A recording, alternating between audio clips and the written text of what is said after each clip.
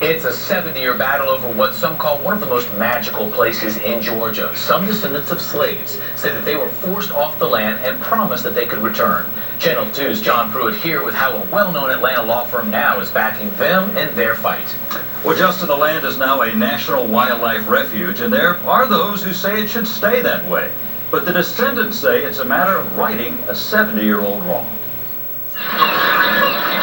It is one of Georgia's most magical and historic places.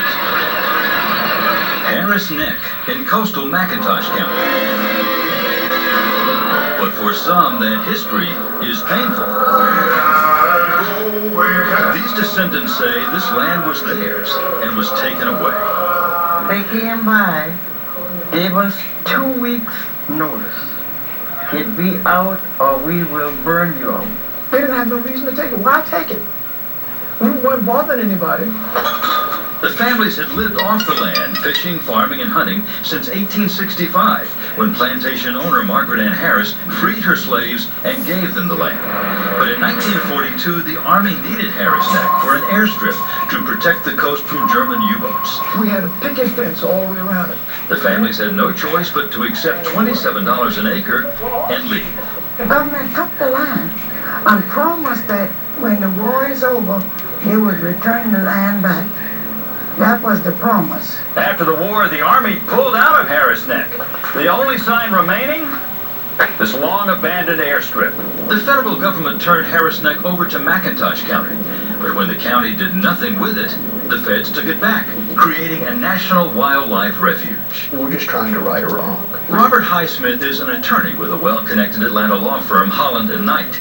The firm has taken up the cause of the Harris Neck Land Trust free of charge. Most folks that look at this are disquieted by what happened, and they think that a wrong was done and it needs to be righted. And the Congress and the administration have a power to right it. Highsmith plans to take the case to Congress next year, but there is opposition. What do you think of the Harris Neck Land Trust's arguments? I don't think they have one, sir.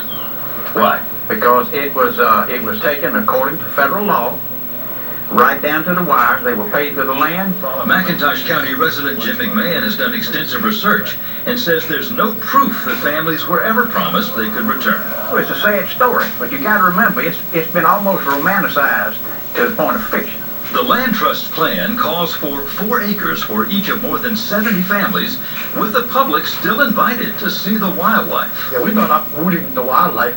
We're trying to preserve, trying to make things better. But critics say the experience would not be the same. It appears that when someone enters the refuge and drives around the refuge, it'll be like going through a subdivision. The end of this 70-year fight can't come too soon for some. You're 90 years old. Do you think that you're going to be able to see the descendants return to Harris Neck? Lord, I'm praying they would get it back. Just walk down there and just look over the place where I was born and raised. I'm praying for you. Some opponents say this is nothing more than a land grab to get valuable coastal property for development. But Attorney Highsmith says profit is not the motive here, and that there will be covenants setting out how the land could be used and sold. But that is one issue that is yet to be spelled out. And John, any sense that Congress would take up this issue?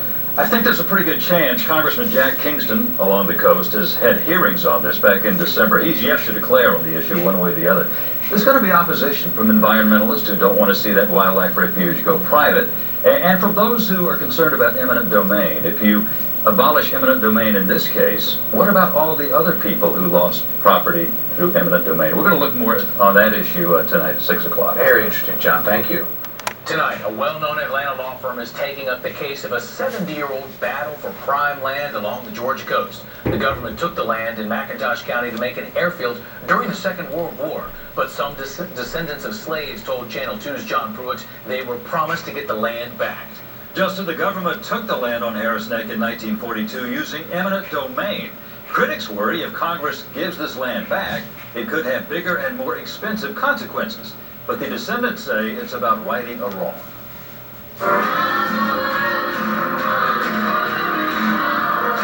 With the same power and passion put into a Sunday hymn, this congregation says it's fighting for its heritage. We do believe that one day the promise that was made will be kept.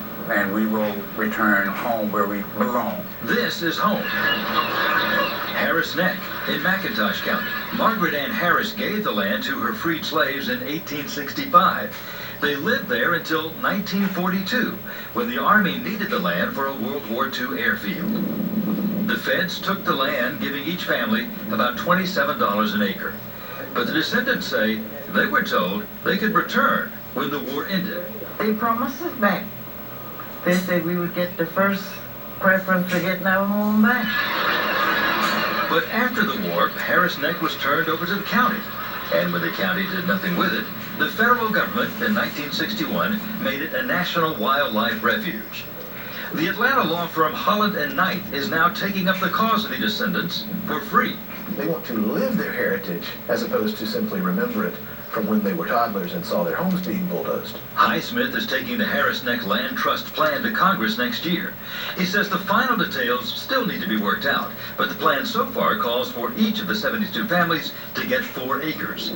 He says all will be bound by some sort of covenants to protect the wildlife refuge. We're not trying to prepare the land for development.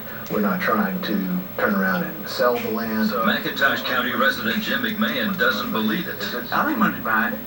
It's a land grab, you and something. He's done extensive research on the issue and says the descendants have no proof that the land is theirs.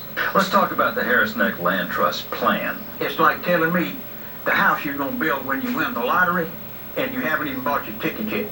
Other critics are worried about money too, taxpayer money, if Congress does give the descendants the land back. If this land is given back to those people, then it might set a precedence. But the descendants say the eminent domain issue actually works in their favor. The public is not benefiting from this for the intended use, so the reason why it was taken, it was not taken away to make a wildlife refuge out of it, it was taken away to build an airfield.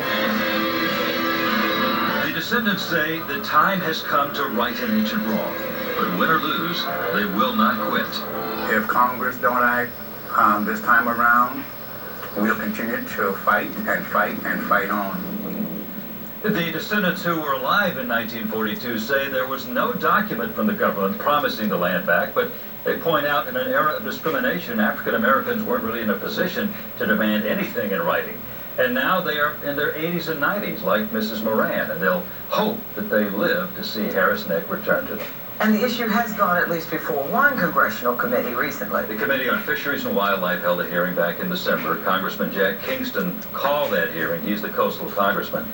He's not really come down on one side or the other on the issue yet. We've been trying to get a definitive statement from him. So far, he's not issued one, but he will be instrumental in seeing that this does come before Congress, as will the Atlanta law firm Holland and Knight, which is extremely well connected in Washington.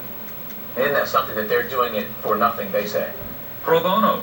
They feel very strongly about this, so we'll see. Righting or wrong. Thank you, John. It's good to have